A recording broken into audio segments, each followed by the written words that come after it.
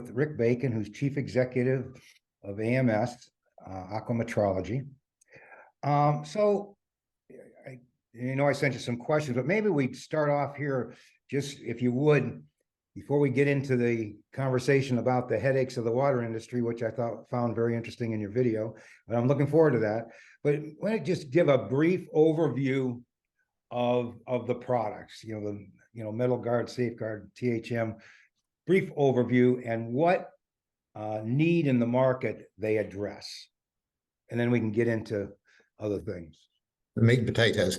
Yeah, so we began live as an online real-time instrumentation analyzer provider, essentially giving utilities real-time data.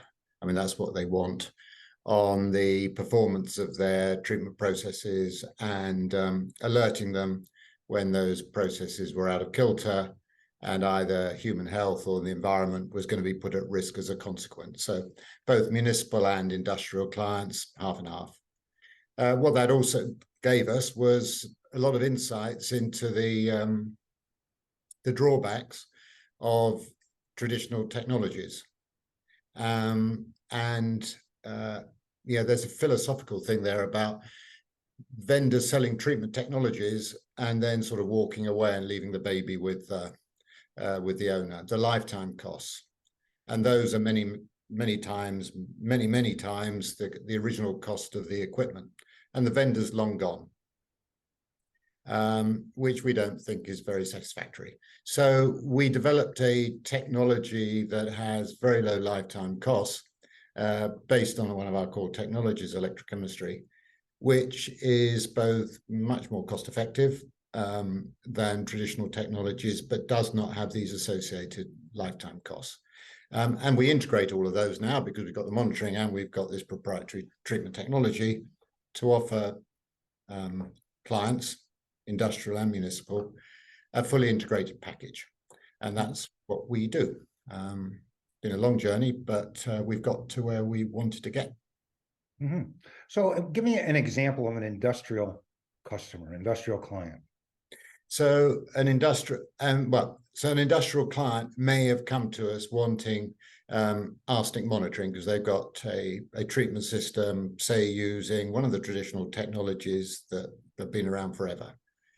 And in conversations with them, we realized that maybe that's not such great technology. So we go, and they could be using ion exchange, reverse osmosis, any of the traditional technologies for arsenic. And we provide them, we generate on site, on demand, using renewables if they're available, or off peak as well, a reagent that will remove that contaminant very effectively. Essentially, it's ferric, which is well known in the industry as a treatment chemical, but has huge disadvantages when you buy it in bulk, both quality and cost, and toxicity and hazardness, safety. And we replace that with something that's equally effective, safe, not contaminated with other things, and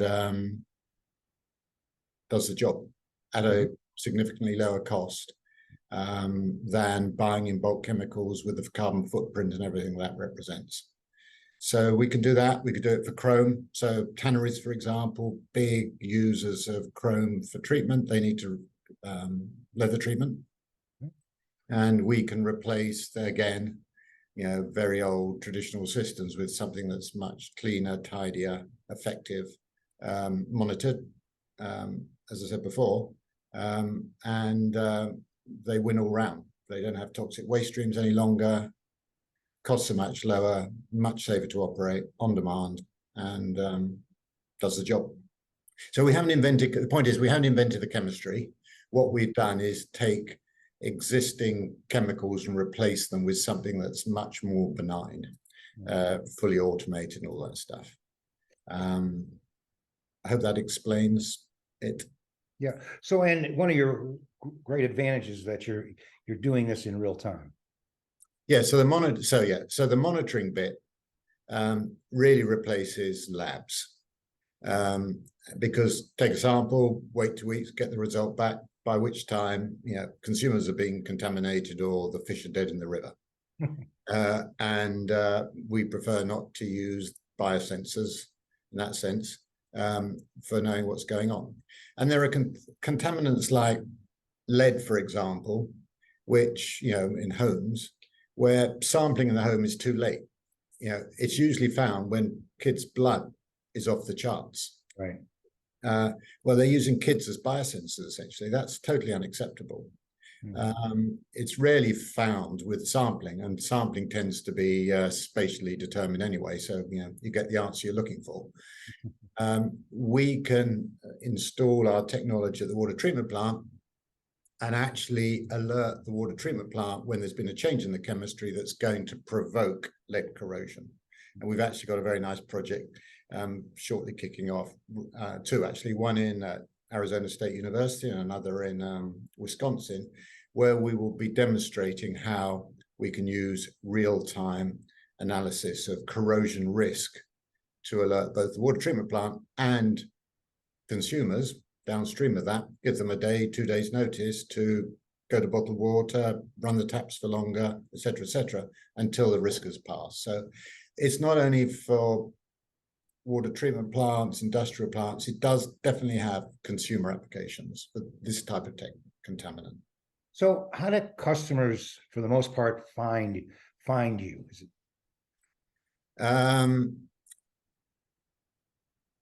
So if you have a problem, I mean, usually it starts with someone's got a problem, right? Yeah. They Google us, and we are very high in the rank. We spend a lot of time worrying about SEO and all that stuff. And so we're pretty high in the rankings of all the major contaminants that we deal with. I think, and it depends who's looking for us, right? We've worked very hard to build strong relationships with the leading engineering companies who end up being the gatekeepers for a lot of clients, utilities, right? We spend a lot of time at trade conferences and doing webinars and things like this to spread the word. But the challenge is that we're breaking most of the established paradigms, using labs, using bulk ferric chemicals, using ion exchange or RO. And that missionary role is one of creating awareness. It's not easy when you're a startup. Yeah. Welcome to Silicon Valley behind me. Yeah. You just have to keep going at it, pushing hard and educating people based on fact. And we spend a lot of time harvesting facts to share with the world like you. So going here to, water quality obviously is extremely important to all of us. And quoting from your recent video, the water industry has a bunch of headaches. So that I found that very interesting, and I think I found that also from the little bit that I know you, right there with your personality is a statement like that. But anyway, so why don't you talk a little bit about some of those headaches, because you've been in the middle of them for a fairly long time. Yeah, I think the interesting thing. And I don't set out to be controversial, but sort of happens.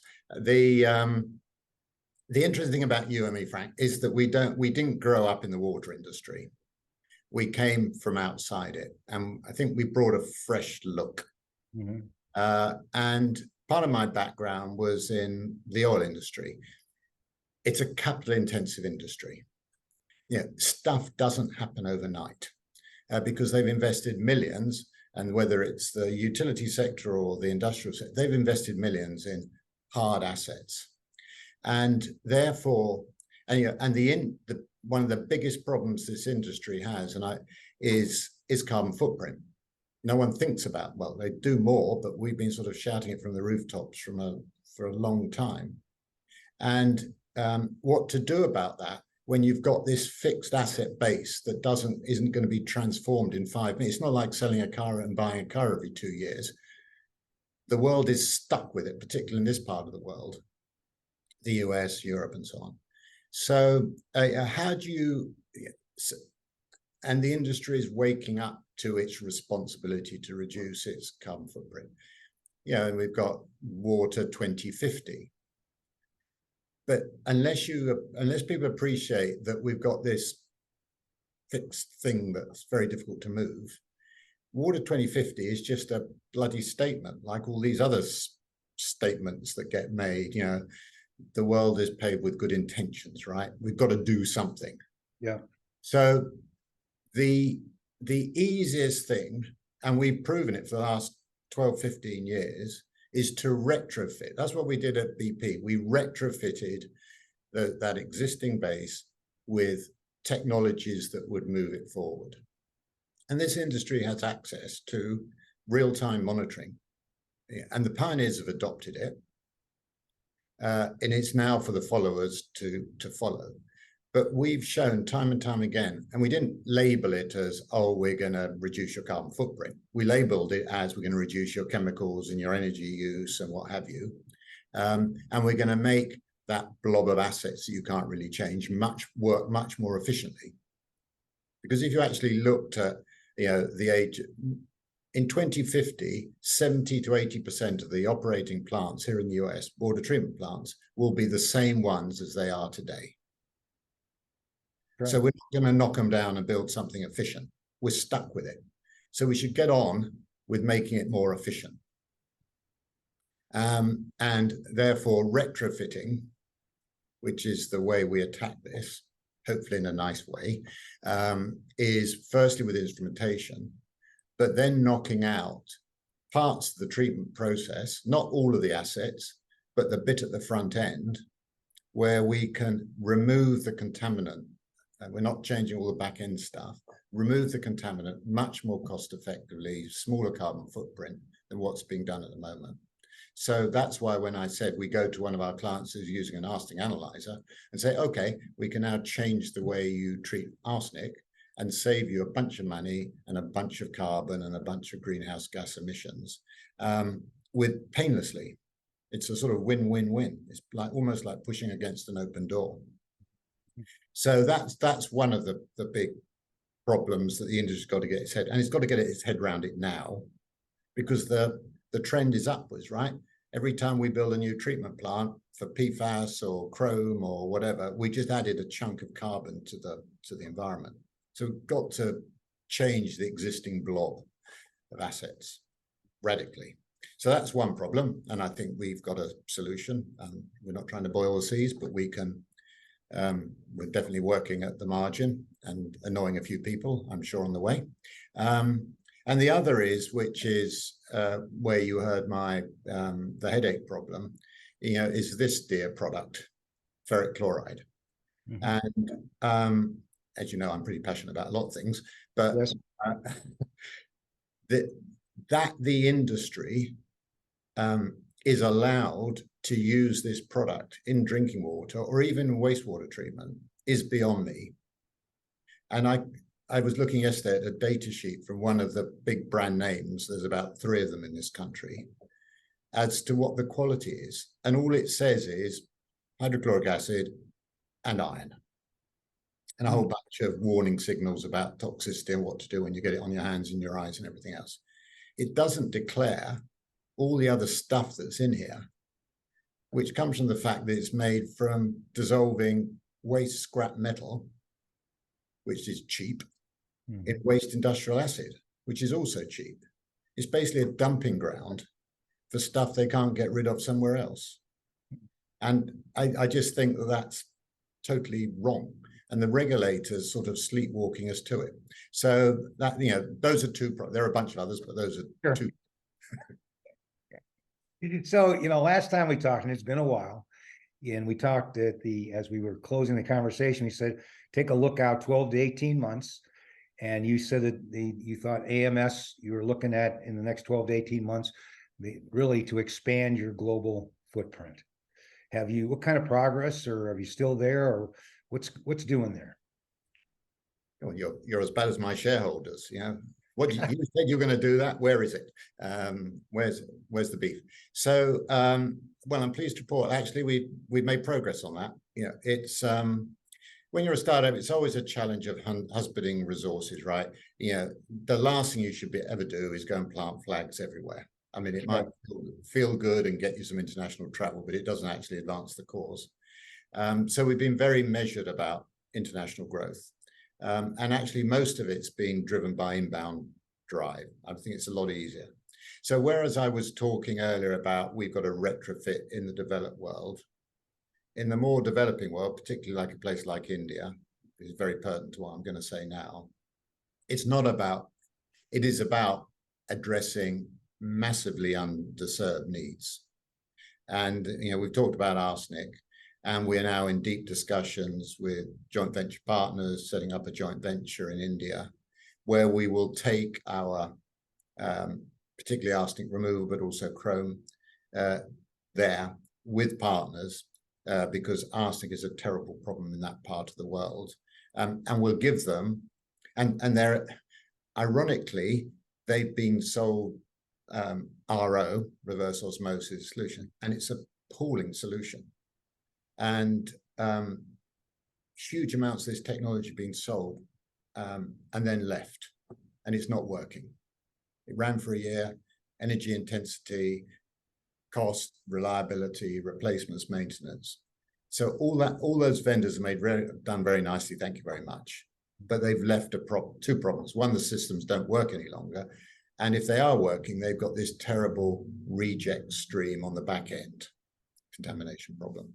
So philosophically, you can understand why India is very close to our hearts. We don't like the back end problem. We don't like systems that don't work. And we will be addressing underserved needs. So India is a big focus. And we've also got places like Malaysia, which are quite interestingly sort of doing a technology leap. You know, they are going straight not only to instrumentation, but instrumentation for regulatory purposes. Interesting here, we've always shied away from that because the last thing a utility wants us to be doing is telling them that they're not in compliance. They're very happy for us to help their processes and alerting and all the stuff I talked about before, reducing their energy. The last thing they want is the regulator to see what's going on. And the attitude in the Far East is very different. We want the best technology. We want to serve our customers the best way possible. And we want your instruments to serve a regulatory role as well as a process opt. It's a radically different way. I find it a much more encouraging way of thinking about this than what we run up against, particularly in places like the UK, which sort of buries its head under a rock and pretends it doesn't exist. So yeah, so we're moving forward in a measured way because we can't do it all tomorrow. But yeah, it's good stuff. Well, from the standpoint of reducing carbon footprint of the plants, the water utility plants, and doing it in a way that you're doing it, kind of stepping in and taking out certain parts of the process, seems to be a very, I would think, would be a very real, very truly honest way to approach that. Because you're right, they're not going to tear down the plants. And now that you can, the front end. The other, and I will talk to you about this a little bit after the call, but India is very interesting also to us. Yes, I know. And yeah. So we can maybe after the call here, we'll talk a little bit about that. So Rick, it's been once again a pleasure. It's been too long. We're going to have to do this again in shorter time frame, because it's certainly, you have, in my opinion, you have a great view of water quality, both from the industrial and the public utility perspective, which I think is certainly refreshing and it's very exciting what you're doing. Well, I appreciate your support and those comments. We found our way into it. It's a measured way. It's not an industry that moves quickly, but we're there at the barricades, fighting the good fight. Yeah, and I very much appreciate your support. So yeah, let's catch up on India. It's some exciting things going on over there.